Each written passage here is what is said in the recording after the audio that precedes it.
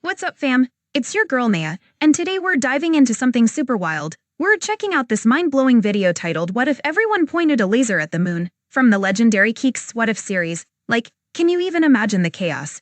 I'm already buzzing with curiosity about what would happen. Is it gonna be a cosmic light show or just a total flop? You know I'm all about those crazy science scenarios, so you definitely don't want to miss this reaction. If you're as hyped as I am, make sure to smash that like button and hit subscribe for more fun content. Let's get into it and see what kind of lunar madness awaits us. This question comes from Peter, who asks, if every person on Earth aimed a laser pointer at the moon at the same time, would it change color? The answer is, not if we used regular laser pointers. The first thing to consider is that not everyone can see the moon at once. That's a good point. The moon's visibility depends on where you are on Earth. It's wild to think about how many people would miss out on the laser show. We could gather everyone into one spot, but we learned our lesson about that already. Most of the world's population lives between 0 and 120 degrees east, so our best chance of illuminating the moon comes when it's somewhere over the Arabian Sea. We'll wait for a quarter moon viewed at night so we can compare the effects of our lasers on the dark and light sides. The typical red laser pointer is about 5 milliwatts, and a good one would have a tight enough beam to hit the moon, although it'd be spread out over a large fraction of the surface when it got there. Let's assume everyone has steady enough aim to hit the moon, and the light spreads out evenly across the surface. This is what happens.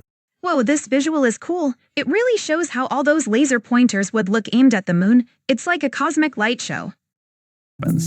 Nothing. It makes sense, though. Sunlight bathes the moon and Earth in a bit over a kilowatt of energy per square meter. Since the moon's cross-sectional area is about 10 trillion square meters, the bright half is bathed in about 6 petawatts of sunlight, while our planet-wide collection of 5 milliwatt lasers only adds up to about 30 megawatts of illumination, which is about 200 million times weaker. There's no way we'd notice the effect of the lasers. What if we tried more power? Okay. A 1-watt laser is an extremely dangerous thing. Whoa, a 1-watt laser? That's no joke. It's crazy to think how much more powerful that is compared to a regular laser pointer. Safety first, people. It's not just powerful enough to blind you, it's capable of burning skin and setting things on fire. These lasers aren't exactly illegal, but there are legal restrictions on selling them in the US, which has led to a proliferation of suspicious $200 online shopping listings for 1-watt blue flashlight, very narrow beam, wink wink. I've seen one of these off-brand suspicious lasers in person, and they are terrifying. You should definitely never pick one up unless you're wearing safety glasses that cost more than the laser. So suppose we spend $1 trillion to buy 1-watt lasers for everyone. Now that's a wild idea. $1 trillion for lasers? Imagine the epic light show we could create. But seriously, that's a lot of cash for some moonbeams. Here's the effect. Dang. All those laser pointers light up the surface of the moon with about half a lux of illumination. That's about half as bright as moonlight is to us here on Earth. The 130,000 lux of illumination from the sun still drowns out the lasers. What if we tried more power? We're gonna have to leave lasers behind for the moment and instead give everyone a night sun, the searchlight mounted on police and Coast Guard helicopters. With an output on the order of 50,000 lumens, it's capable of turning a patch of ground from night to day. The beam is Whoa, a night sun? That's some serious power. Imagine lighting up the whole area like it's daytime. Talk about a game changer for nighttime adventures. several degrees wide, so we would want some kind of focusing lenses to get it down to the half degree needed to hit the moon. It's hard to see, but we're making progress. Our collective beam is providing 20 lux of illumination, outshining the ambient light on the night half of the moon by a factor of 2. However, it certainly hasn't noticeably affected the light half. What if we tried more power? Alright, let's swap out each night sun for an IMAX projector, a 30,000 watt pair of water-cooled lamps with a combined output of over 1 million lumens. Still barely visible. At the top of the Luxor Hotel in Las Vegas is one of the most— The Luxor Hotel's beam is iconic. It's wild to think that even with all that power, it still struggles to make a dent on the moon. Talk about a cosmic challenge.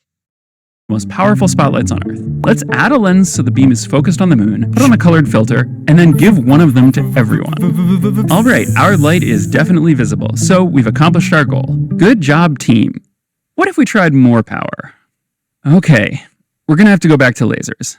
The Boeing YAL-1 was a 747-sized laser pointer. Literally, it was a megawatt-class infrared laser mounted in a 747 as an experimental technology developed by the US Department of Defense. We can imagine building a visible light laser with— Whoa, a visible light laser on a plane. That sounds like something out of a sci-fi movie. Imagine the possibilities with that kind of tech. similar power and giving one to everyone. Finally, we've managed to match the brightness of sunlight. We're also drawing 5 petawatts of power, which is double the world's average electricity consumption. What if we tried more power? Okay, let's put a megawatt laser on every square meter of Asia. Powering this array of 50 trillion lasers uses up Earth's oil reserves in approximately 2 minutes. But for those 2 minutes, the moon shines as brightly as the mid-morning sun, and by the end of the 2 minutes, the lunar regolith is heated to a glow. What if we tried more power? Here we go again. The classic "what if we tried more power" moment. It's like the ultimate science experiment, always pushing the limits. Alright, we're about to go way outside the realm of plausibility, like farther than we were already. The most powerful laser on Earth is the confinement beam at the National Ignition Facility, a fusion research laboratory. It's an ultraviolet laser with an output of 500 terawatts, but it fires only in pulses lasting a few nanoseconds, so the total energy delivered is equivalent to about a quarter cup of gasoline. Let's imagine we somehow find a way to power it and fire it continuously, give one to everyone, and point them all at the moon. Unfortunately, the lasers turn the atmosphere to plasma, instantly igniting the Earth's surface and killing us all. Yikes, that's a dramatic turn. The idea of turning the atmosphere to plasma and igniting the Earth is wild and a bit terrifying. Definitely not the outcome we were hoping for. But let's assume that the lasers somehow pass through the atmosphere without interacting. Under those circumstances, it turns out the Earth still catches fire. The reflected light from the moon is 4,000 times brighter than the noonday sun. But forget the Earth. What happens to the moon? The lasers pump out enough energy to vaporize 2 meters of lunar bedrock per second. However, once chunks of moon rock are vaporized, they don't disappear, but instead the surface layer of the moon quickly becomes a plasma, which then blocks the rest of the beam. As our laser pours more and more energy into the plasma keeps getting hotter and hotter, enough that the most energetic plasma particles— Whoa, this visual is intense. The idea of plasma particles getting super energetic is wild. It really shows the power of what they're talking about. blast into space at terrific speed. This flow of material effectively turns the entire surface of the moon into a rocket engine, and a surprisingly efficient one. Using lasers to blast off surface material like this is called laser ablation, and it turns out to be a promising method for spacecraft propulsion, and moon propulsion. The moon is massive, but we're dealing with a very powerful rock plasma jet. A very rough estimate suggests that the moon is pushed out of range of our lasers within a few short months. In that time, the jet also scours the face of the Earth clean and destroys the lasers, but we're pretending they're invulnerable. The moon keeps most of its mass. This visual is epic. The idea of the moon being pushed away while still keeping its mass is mind-blowing. It's like a cosmic tug of war.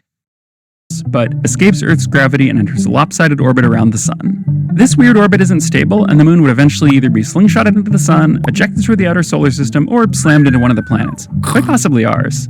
I think we can all agree that, in that case, we deserve it. And that, at last, is enough power.